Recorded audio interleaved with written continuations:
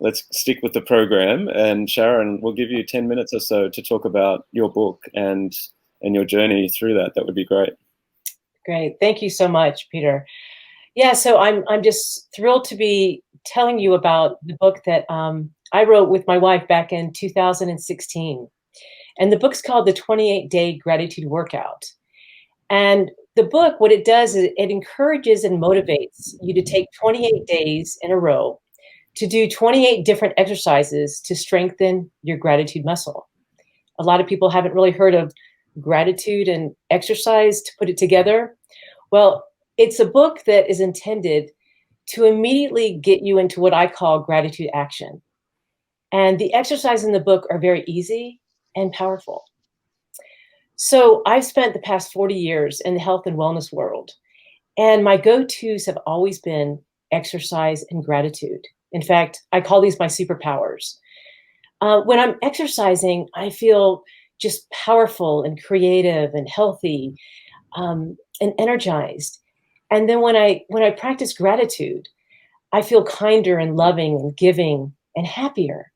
So I found in my own life by combining these two, it just made my life so much better. And that was the reason this book was created. In writing the book, I started to think of different themes to use in the book for each day of the week. So these themes that I've used, depending on the day that you're using it, you have an opportunity to practice these different themes once per week with a different gratitude exercise. And so let me give you an example a little bit about that. I'll take you the first 7 days, I'll tell you the themes. So day 1 is make someone's day. And day 2, take time to notice. Day 3, wherever you go. Day 4, say thank you. Day 5, find it. Day 6, show gratitude.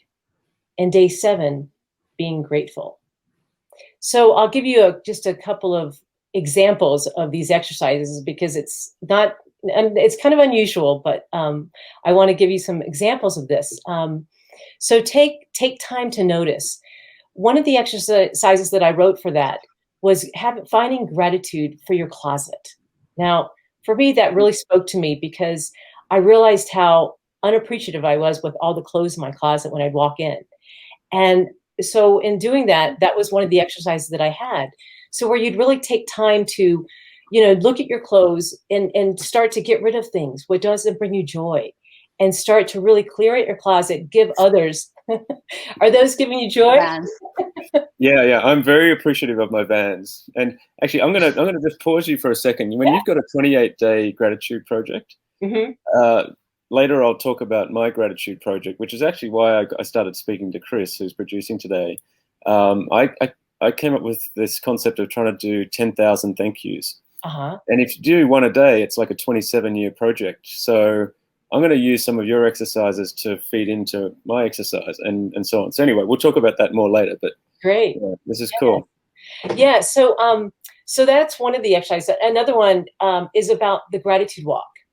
And I use this every day and I love it. And I encourage people when I go out walking, all I say to myself over and over again is thank you, thank you, thank you, thank you.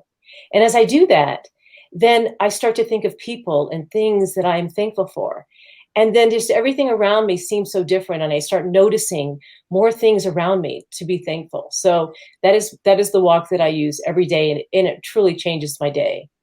Another one is, I don't know if any of you have done, is a gratitude jar, creating a gratitude jar. I've had so much fun with that one. Just life-changing. I make gratitude jars for other people. You put one piece of paper every day, you write one thing you're grateful for, and you put it in the jar. And as you fill it up, if you're having a really horrible day, you take them out one at a time or read them all.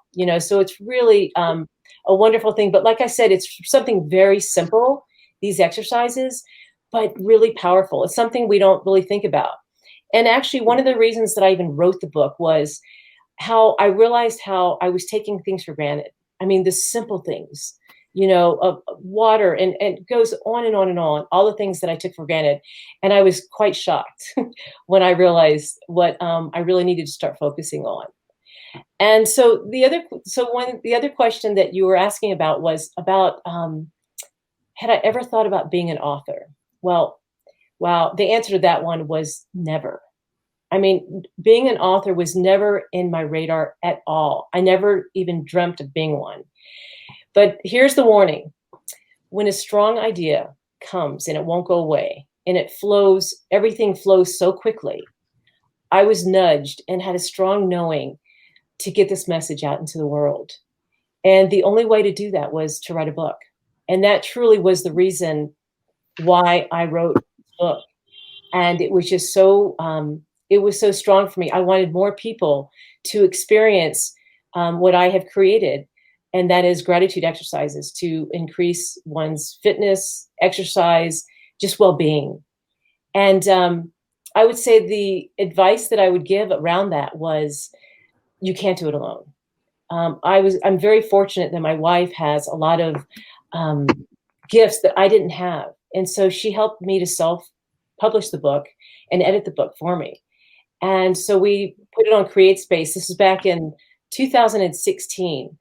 And what I would say also about that is, I started the book in 2014, and then life happened, and I had to take a pause.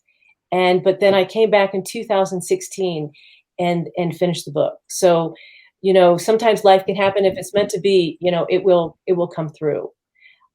So that is pretty much my sharing about the book, and any questions I'd love to answer.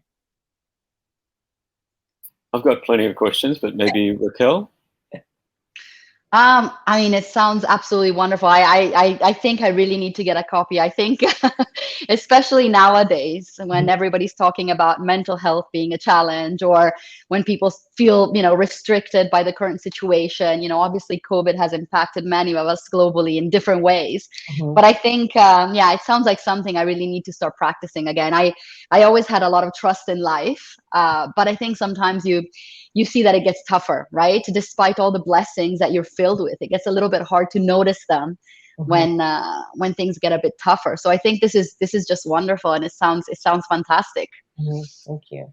Yeah. So do you practice it over and over? So it's a 28-day obviously program, and then how do you upkeep? So that's a great question. So let me just even show you the cover. So that's the book. If you can see that. Yep. So yes, so I wrote this in 2016, and I have been doing it. I do it every day, and so it's even expanded, because a year later I wrote a book called Thursday's Note, and it's 52 reasons why to write a thank you note I give people. And then moving forward, this year, at the end of this year, I have a book called Gratisize 365. So I've come up with a whole year's worth of exercises, and through my practice, I have practice of how to help people from the time they wake up throughout the day to the time they go to bed, a routine that they can create and how they can do that. So yeah, I live, breathe, and eat this stuff. It's a part of me, and my life has never been better doing it. Great. Amazing. Daniel, I know you've got some feedback. You're on mute, Daniel. I'm very grateful for all the problems I'm going through today. Gratitude is one of the most beautiful things that we could ever have, right? Because what we do is, so many times we look at the world and we see just the faults. I remember when I was in seminary, I was taught to walk into a perfect room. Perfect. And my teacher said, find 10 things that are wrong in the next 30 seconds with the room. And he got it so that I could do it in 28 seconds. And I thought, wow, this is great, because I can go now into companies, I can go into places, and I can see exactly what's wrong really quickly, and I can highlight those things, and then we can fix those things. But it was the worst thing that I could ever have happen, because there's really nothing wrong with anything. There's nothing wrong with the fact that I'm on mute, or I can't hear, or I can't do, whatever's happening. That it's all somehow so beautifully a part of life. And the imperfect makes the perfect more perfect. So I just salute you for highlighting gratitude and creating practices and giving people the opportunity. to be grateful for things in an ungrateful world mostly.